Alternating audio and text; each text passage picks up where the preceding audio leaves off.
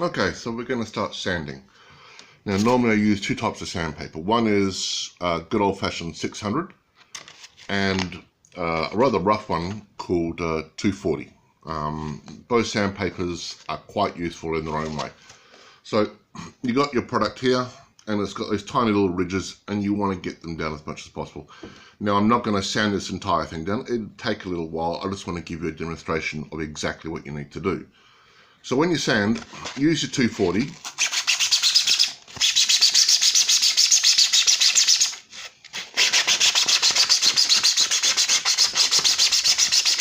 And you want to give it a reasonably vigorous rub down.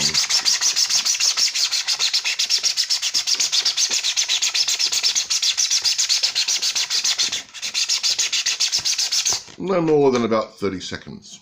Alright? Now after that, I know it's a bit of a cheat, but baby wipes of all things, just wipe it on there. It'll allow you to have a good look.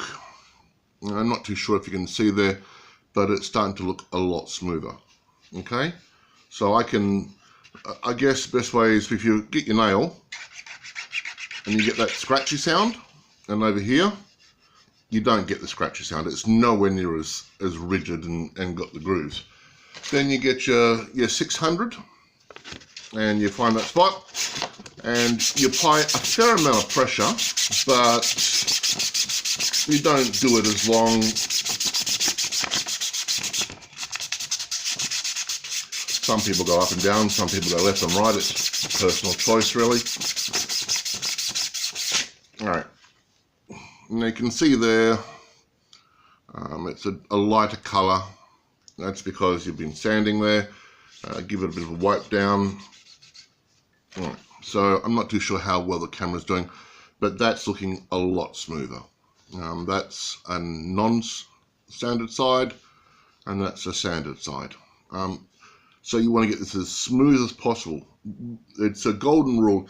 The more work you do now, later on you'll have less work. Because if it's all sanded reasonably smooth and you apply your spray putty and so forth, what will happen is, I'll just grab this bit, it comes out like this. And this is beautiful and smooth. And I haven't even sanded this yet, that's just a spray. So that's been sanded once with the 240, the 600, and then I've just applied a spray putty. And now I can sand that. And I have this bit over here.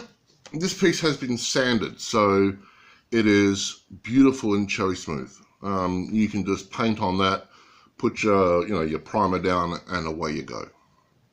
But that's later on, and I'll show you all the little tricks and tips and so forth that I've learnt, and hopefully we can get you 3D printing like crazy and having a lot of fun, because cosplay is all about the play and enjoying yourself, and this is just as much fun.